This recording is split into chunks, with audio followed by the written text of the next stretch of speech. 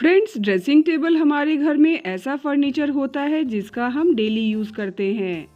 ऐसे में अगर आपका ड्रेसिंग टेबल ऑर्गेनाइज्ड ना हो तो वक्त पर कभी आपको अपना कॉम नहीं मिलता है, तो कभी आपको कोई क्रीम नहीं मिलती है। कई बार तो पार्टी में जाना होता है और हमें हमारे कॉस्मेटिक्स टाइम पर नहीं मिलते हैं। फ्रेंड्स, इसे अवॉइड करने के लिए ड्रेसिंग टेबल का हमेशा ही ऑर्गेनाइज्ड रहना बहुत ज़रूरी है।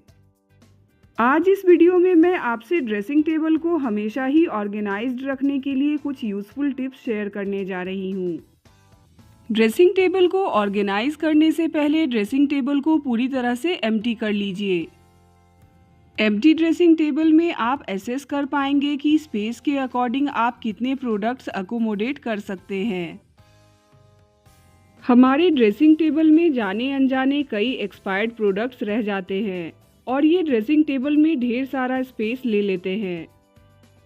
इसलिए time to time dressing table से एक्सपायर्ड कॉस्मेटिक्स और क्रीम्स की डीक्लटरिंग करते रहिए। ड्रेसिंग टेबल को पूरी तरह से एम्प्टी करने के बाद एक कॉटन कपड़े को थोड़ा डैम्प करके पूरे ड्रेसिंग टेबल को अच्छे से क्लीन कर लीजिए। दोस्तों, यहाँ ड्रेसिंग टेबल के अपर वाले सेक्शन में मैंने अपने हस्बैंड के क्रीम्स, डीओज और अदर एसेंशियल्स को ऑर्गेनाइज्ड रखने के लिए डेजिग्नेट किया है।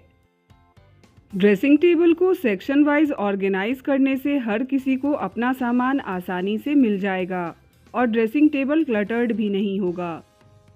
मेरे ड्रेसिंग टेबल के दूसरे सेक्शन में बैंगल्स को ऑर्गेनाइज्ड रखने के लिए हैंडल्स दिए गए हैं।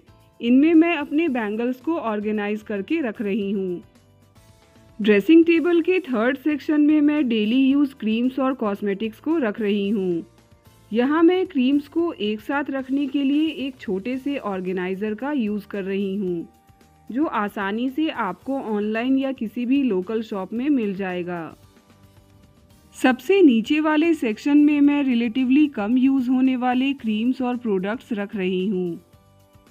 ड्रेसिंग टेबल को ऑर्गेनाइज करते वक्त इस बात का ख्याल रखिए कि डेली यूज़ होने वाले प्रोडक्ट्स आपके आई लेवल शेल्फ्स पर हों, जिससे इन्हें निकालना आपके लिए इजी हो। जिस प्रोडक्ट को आप जहां से उठाइए उसे वापस वहीं रख दीजिए। यहाँ अपने मेकअप ब्रशेस को ऑर्गेनाइज्ड रखने के लिए मैंने एक पेन स्टैंड का यूज़ किया है। यहाँ ड्रेसिंग टेबल के फर्स्ट ड्रॉर में मैंने अपने सारे कॉम्स, ईयररिंग्स, बच्चों के हेयर बैंड्स और अदर एसेसरीज को ऑर्गेनाइज करके रखा है। इन्हें ऑर्गेनाइज्ड रखने के लिए मैंने कुछ DIY ऑर्गेनाइजर्स और कुछ छोटे ऑर्गेनाइजर बैग्स का यूज़ किया है, जिससे ये मुझे आसानी से एक जगह मिल जाते हैं। सबसे नीचे वाले ड्रॉर में मैंने ओकेजनली यूज़ होने वाले कॉस्मेटिक्स को ऑर्गेनाइज करके रखा है। ये ऐसे प्रोडक्ट्स हैं जिनका मैं कम यूज़ करती हूँ।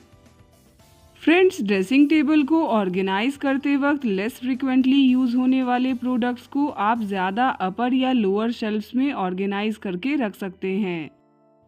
मेरे ड्रेसिंग टेबल का जो सबसे ऊपर वाला ड्रॉर है उसमें मैं अपने ज़्यादा यूज़ होने वाले कॉस्मेटिक्स, नेल पेंट्स और अदर एसेसरीज को ऑर्गेनाइज करके रख रही हूँ। क्लचर्स को ऑर्गेनाइज्ड रखने के लिए मैंने यहाँ एक ग्लास चॉकलेट जार का यूज़ किया है। फ्रेंड्स, ये ज़रूरी नहीं है कि आप अपने ड्रेसिंग टेबल को ऑर्गेनाइज करने के लिए महंगे ऑर्गेनाइजर्स ही परचेज करें। आप DIY ऑर्गेनाइजर्स का भी यूज़ कर सकते हैं।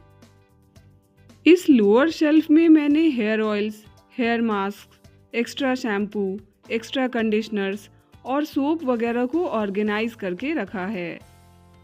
दोस्तों, आप अपने ड्रेसिंग टेबल में क्या क्या चीज़ें रखते हैं ये आपके ड्रेसिंग टेबल के साइज़ के ऊपर डिपेंड करता है। सामान उतना ही रखिए जिससे आपका ड्रेसिंग टेबल ज़्यादा क्लटर्ड ना लगे। अगर पॉसिबल हो तो ड्रेसिंग टेबल के बाहर वाले स्पेस में कोई भी क्रीम या कॉस्मेटिक्स मत रखिए। इससे ड्रेसिंग टेबल अक्सर ज़्यादा क्लटर्ड लगता है।